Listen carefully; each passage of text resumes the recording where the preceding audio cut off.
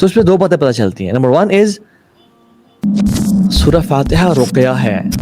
ویسے تو پورا قرآن شفا ہے, پورا قرآن رقیہ ہے, لیکن سورہ فاتحہ کا اسپیسیفکلی احادیث میں رقیہ ہونے کا ذکر آتا ہے, اس کو جتنی دفعہ پڑھا جائے. ٹھیک ہے.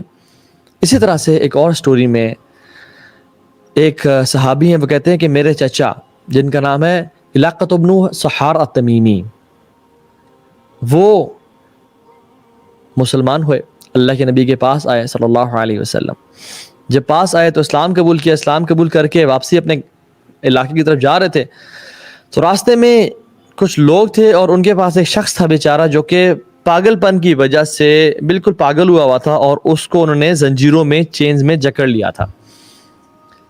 تو علاقۃ ابن سحار التمیمی کہتے ہیں کہ ان لوگوں نے مجھ سے پوچھا کہ تم بڑے خیر والے بندے کے پاس سے آ رہے ہو, یعنی تم اس شخص کے پاس سے آ رہے ہو جو خیر لے کے آیا, یعنی محمد کریم صلی اللہ علیہ وسلم صلوات ربی وسلامہ علیہ.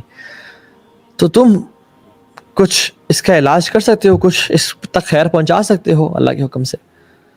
تو اس نے کہا ہاں میں اس پہ دم کرتا ہوں. تو انہوں نے سورہ فاتحہ کی تلاوت کی. اب حدیث میں نہیں ذکر آتا کتنی تلاوت کی, کتنا دفعہ پڑھا, اور اس کا متعین کرنا ضروری نہیں ہے 1 دفعہ پڑھیں 10 دفعہ پڑھیں. بات ہے کہ یقین ہونا چاہیے, یہ فرم بلیف ہونا چاہیے. میں آپ کو سورہ فاتحہ کے بھی فضائل بتا رہا ہوں, ویل کم ٹو اٹس تفسیر انشاءاللہ. جب اس کو دم کیا, یعنی ایک کریزی بندہ, بالکل مینٹلی ریٹارڈ, اس کو دم کیا تو وہ بالکل ٹھیک ہو گیا, ایز اف کہتے ہیں کہ کسی نے اس کو زنجیروں سے جکڑا ہوا ہو, اور جیسے ہی انہوں نے سورہ فاتحہ کی تلاوت کی ملٹیپل ٹائمز تو وہ زنجیریں کسی نے کھول دی ہوں, اور وہ بالکل ٹھیک ہو گیا. اور وہ لوگ اتنے خوش ہوئے کہ 100 گوٹس 100 بکریاں دے دیں. تو آپ صلی اللہ علیہ وسلم کے پاس وہ آئے اور آپ سے پوچھا, تو آپ صلی اللہ علیہ وسلم نے فرمایا کہ جس نے یعنی باطل دم کے ساتھ کھایا وہ اسی کے لیے ہے, اور تم نے تو حق کے دم کے ساتھ کھایا, سو یعنی اس اللہ کے نبی کا مقصد یہ تھا کہ تم نے تو حق کے دم کے ساتھ کھایا ہے.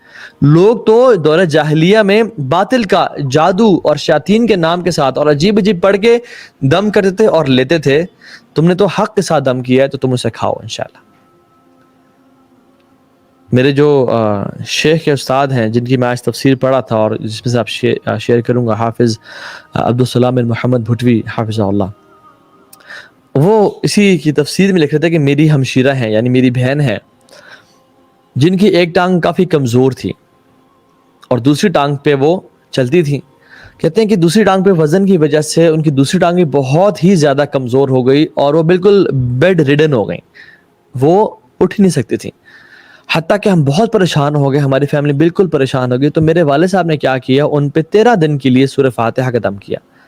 For 13 days consistently he recited سورہ فاتحہ on her, اور کہتے ہیں ان کی ٹانگ واپسی بالکل ٹھیک ہو گئی.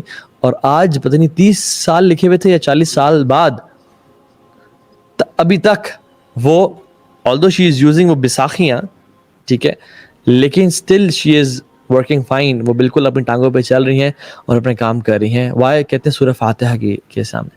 اور کہتے ہیں میں خود اپنی زندگی میں بہت دفعہ بیمار ہوا, بہت زیادہ دفعہ شدید بیمار ہوا, اور کہتے ہیں کہ باقی دعاؤں کے ساتھ ساتھ سورہ فاتحہ کا دم کیا تو اللہ تعالیٰ نے مجھے شفا دے دی sooner اور later.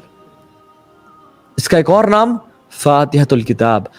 حدیث میں کیا آتا ہے, لا صلاۃ لمن لم یقرأ بفاتحۃ الکتاب, اس بندے کی نماز نہیں ہے جو سورہ فاتحہ کی تلاوت, جو فاتحۃ الکتاب کی تلاوت نہیں کرتا, یعنی اس چیز کی تلاوت نہیں کرتا جو کتاب کو کھولتی ہے, یعنی which is سورۃ الفاتحہ.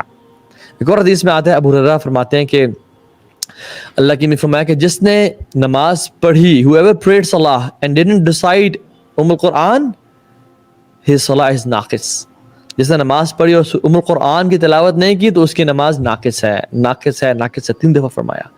تو ابو ہریرہ فرماتے ہیں کہ میں نے پوچھا یا رسول اللہ, چاہے وہ امام کے پیچھے بھی ہو, یعنی آتھینٹک حدیث میں آتا ہی ہے, چاہے وہ امام کے پیچھے بھی ہو, آپ نے کہا ہاں, he should recite in his heart, اس کو چاہیے کہ وہ اپنے دل میں تلاوت کرے.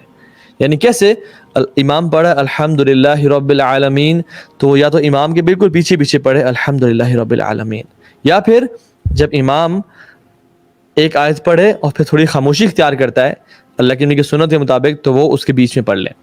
اور اس لیے جو لرنڈ امام ہوتے ہیں، جو پڑھے لکھے ہوتے ہیں، جن کو پڑھانی آتی ہے نماز صحیح طرح، خیر ویسے بھی جائز ہے اس دوسری طرح بھی، اس میں کوئی نقص نہیں ہے، لیکن سنت طریقہ یہ ہے کہ ہر آیت کے بعد گیپ دینا اور پاز لینا، تو اس کے بیچ میں وہ انسان پڑھ سکتا ہے. لیکن سورہ فاتحہ کی تلاوت کرنی چاہیے. اور اس میں علماء کا اختلاف ہے، لیکن ابو ہریرہ رضی اللہ تعالیٰ عنہ اور امام بخاری رحمہ اللہ ان کی یہی رائے تھی.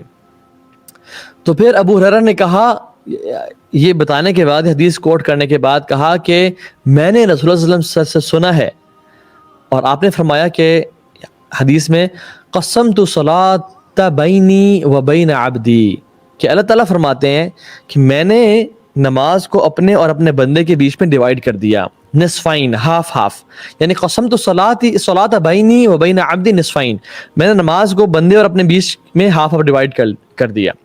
وَلِعَبْدِ مَا سَأَلَ، اور میرے بندے کے لیے وہی ہے جس کو وہ سوال کرے گا. جب میرا بندہ کہتا ہے الحمدللہ رب العالمین، قال اللہ تعالی حمدنی عبدی، کہ میرے بندے نے میری حمد بیان کی.